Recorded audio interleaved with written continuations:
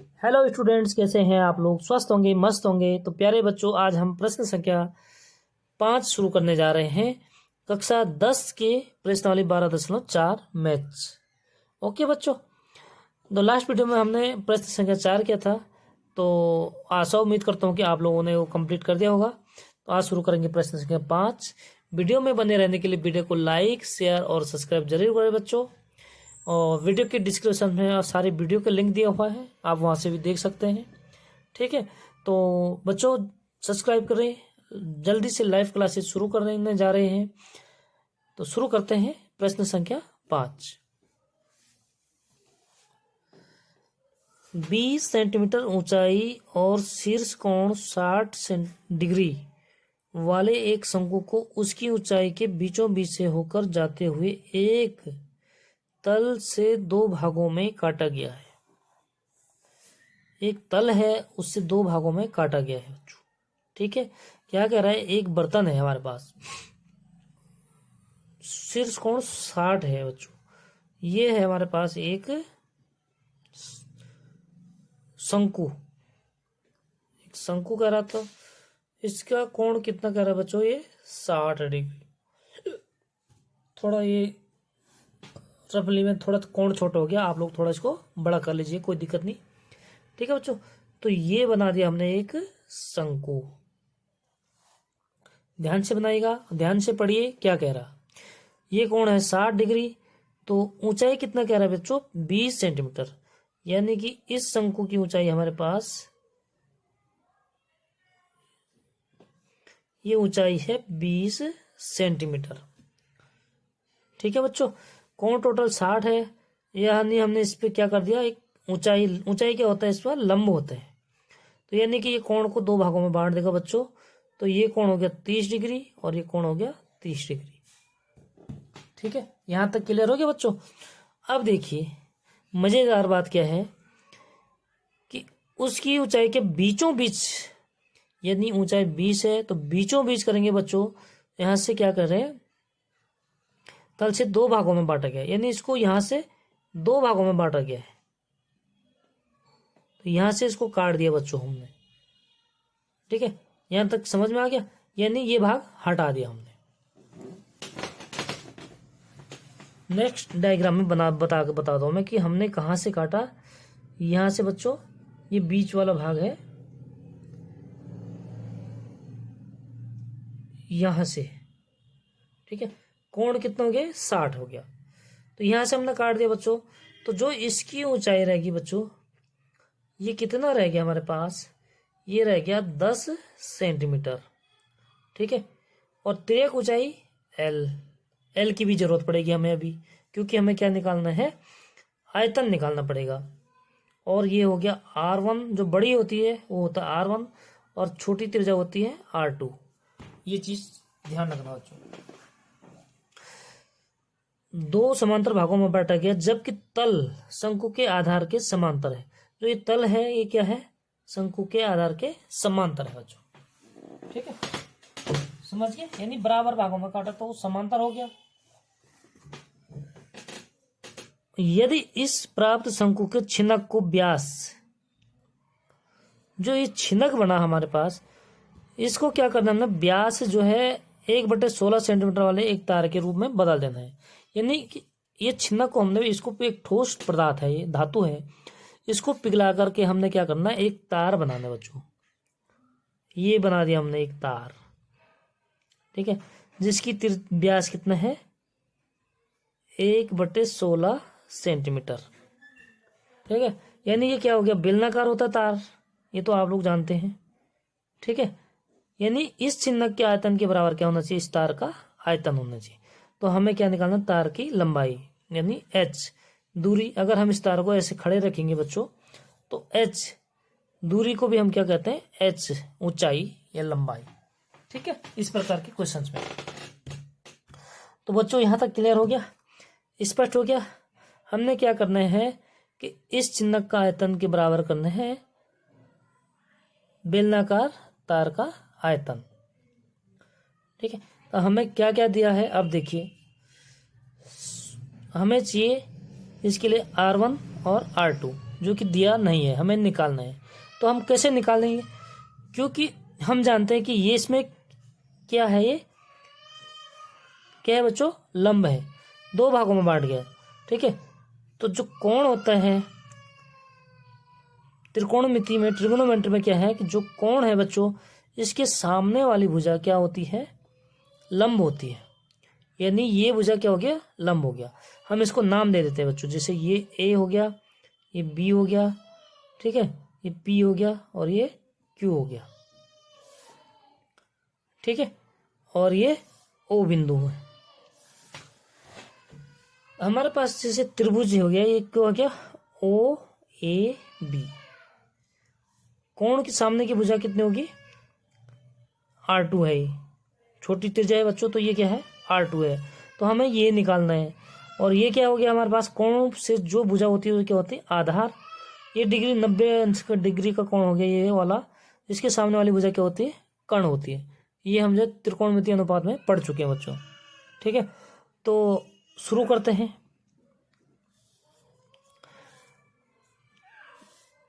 त्रिभुज सबसे पहले हमने निकालना है R1 और R2।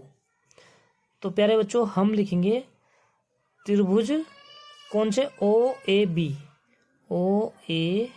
में या AOB में जो कोण सामने होता है। ठीक है, क्या कह रहे, लंब और आधार कौन सा अनुपात में आता है, 10 में आता है बच्चों। तो 10:30 यानी कि जो कोण दिया है बराबर लंब बटे आधार। लंब क्या है, AB, तो AB बटे OA। ठीक है, लंब बटे आधार। तो इसका मान रख देंगे बच्चों हम। 10:30 का मान कितना होता है, 1/√3 और बराबर AB क्या है, R2 है, और बट्टे आधार। आधार क्या है बच्चों हमारे पास, 10। यानी टोटल पूरा कितना था, ये 20 है ऊंचाई। ठीक है, शंकु की ऊंचाई 20 है, तो हमने 20 बराबर भागों से काट गया, तो 10 ऊपर हो गया, 10 नीचे हो गया बच्चों। तो यानी OA बराबर हो गया 10 सेंटीमीटर। ठीक है, इसका हम ब्रज गुणा करेंगे, क्रॉस मल्टीप्लाई बोलते हैं जिसको। तो R2 बराबर क्या हो जाएगा बच्चों, 10 यहाँ चले जाएगा, यानी 10/√3 सेंटीमीटर। जो छोटे वृत्त की त्रिज्या आ गई कितना, 10/3 सेंटीमीटर। इसी प्रकार हम त्रिभुज OPQ यानी बड़े त्रिभुज में ये कोण क्या हो गया, 90 डिग्री हो गया। ठीक है, त्रिकोणमितीय अनुपात आपने पढ़ा है तो कोई दिक्कत नहीं होगी आप लोगों को। ठीक है, और कोण कौन सा दिया है, ये वाला 30। तो इसके सामने की भुजा क्या हो जाएगी इस बार, लंब, यानी R1। ठीक है बच्चों, और कोण हो गया 30, आधार क्या हो जाएगा बच्चों इस बार, OP। तो हम लिखेंगे त्रिभुज OPQ में 10:30 बराबर लंब क्या हो गया इस बार, PQ, और बट्टे आधार। आधार क्या हो गया बच्चों, OP। यानी कि PQ क्या है हमारे पास, R1, और OP क्या है बच्चों, 20। टोटल ऊंचाई 20 सेंटीमीटर है। ठीक है, तो अब 10:30 यानी कि बच्चे प्यारे बच्चों 10:30 का मान कितना होता है हमारे पास, 1/√3 बराबर। ठीक है, समझ में आ रहा है ना, कोई दिक्कत तो नहीं रही। 1/√3 बराबर R1/20। क्रॉस मल्टीप्लाई करेंगे R1 को। ठीक है, तो ये यहाँ चले जाएगा मेरे बच्चों, यानी कि हमारे पास R1 बराबर हो जाएगा 20/√3 सेंटीमीटर। ठीक है, बस हमें R1 R2 ऊंचाई हमें दिया हुआ है छिन्नक की, ये आ गया। ठीक है मेरे बच्चों, और तार की त्रिज्या भी हमें दे रखी है। हम यहाँ पे लिख देते हैं, बेलनाकार तार का व्यास कितना है, 1/16 सेंटीमीटर। तो त्रिज्या कितना होता है प्यारे बच्चों, 2 से और भाग दे देंगे इसमें। ठीक है, क्या करेंगे, हाफ, आधा होता है त्रिज्या, तो आधे से गुणा कर देंगे मतलब। तो इसलिए त्रिज्या बराबर हो जाएगा 1/16 को किससे, आधा से गुणा कर देंगे। ठीक है बच्चों, तो ये हो जाएगा 1/32। वो सारे लोग इसको क्या कर देंगे, कि 1/16 का आधा 1/8 कर देते हैं, लेकिन 1/8 1/16 का दुगना होता है बच्चों। ठीक है, तो ये हो गया त्रिज्या। अब हमें क्या करना है कि इस चिन्हक को पिघलाकर तार बनाना है, यानी कि इस चिन्हक का जो आयतन होगा प्यारे बच्चों, जब लास्ट प्रश्नावली में क्या पढ़ा था हमने कि जब हम एक धातु के बर्तन को दूसरे में पिघलाकर दूसरे में परिवर्तन करते हैं या रूपांतरण करते हैं तो उसका क्या होता है, दोनों का आयतन बराबर होता है। ठीक है, लास्ट प्रश्नावली में हमने ये पढ़ चुके हैं बच्चों।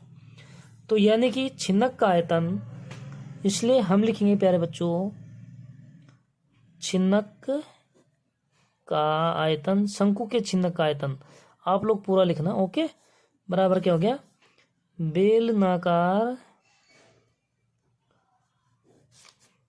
तार का आयतन।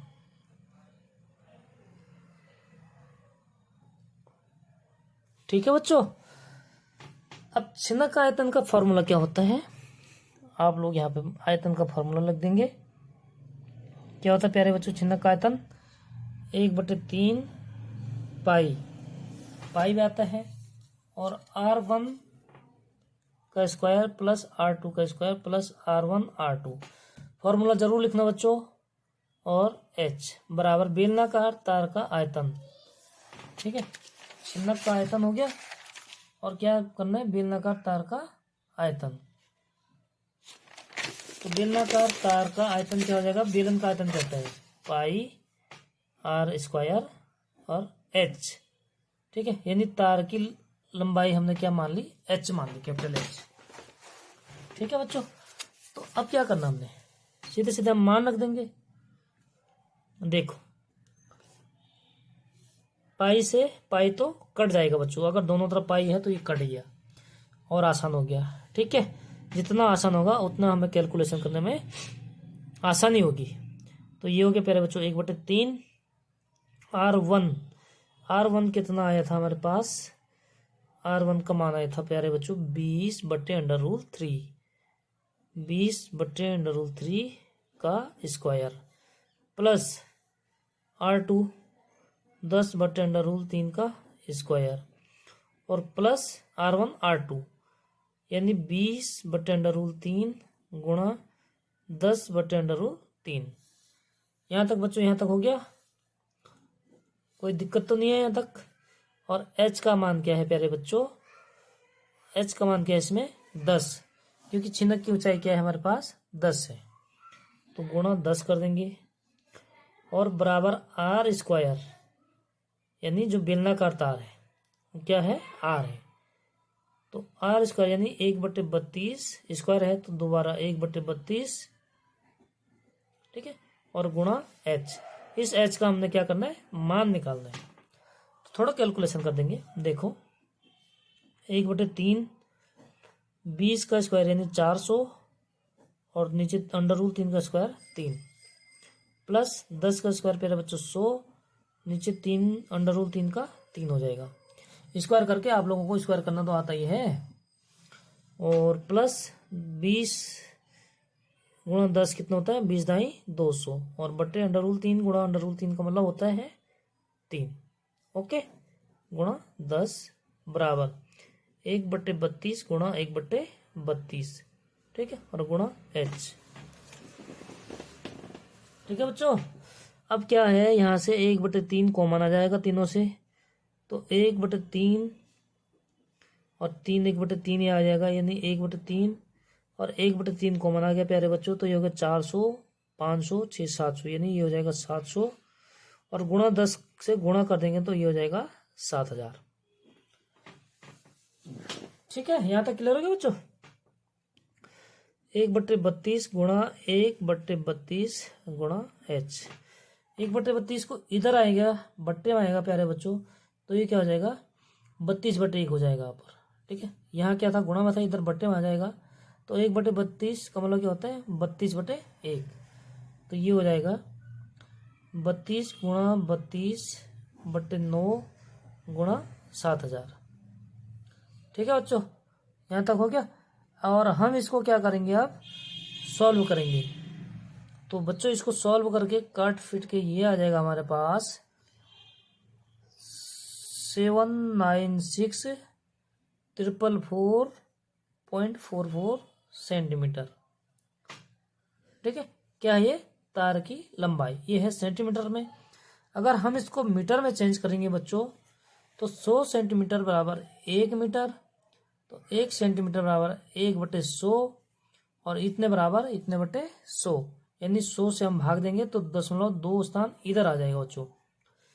तो यानी कि ये हो जाएगा तार की लंबाई 796.444, 0.2 स्थान इधर आ जाएगा। अगर 100 से भाग देंगे तो ये आ जाएगा बच्चों मीटर, तार की लंबाई। ये क्या हो गया हमारा आंसर। तो आशा और उम्मीद करता हूँ प्यारे बच्चों समझ में आ गया होगा। अगर कोई भी डाउट हो तो आप लोग कमेंट में पूछ सकते हैं, कमेंट में लिख सकते हैं। मिलते हैं नेक्स्ट वीडियो में नई प्रश्नावली के साथ। प्रश्नावली 12 आपकी कंप्लीट हो चुकी है, पृष्ठीय क्षेत्रफल और आयतन से संबंधित। ठीक है बच्चों, तो ऑल द बेस्ट, आपका दिन मंगलमय हो। मिलते हैं नेक्स्ट वीडियो में, तब तक के लिए जय हिंद जय भारत।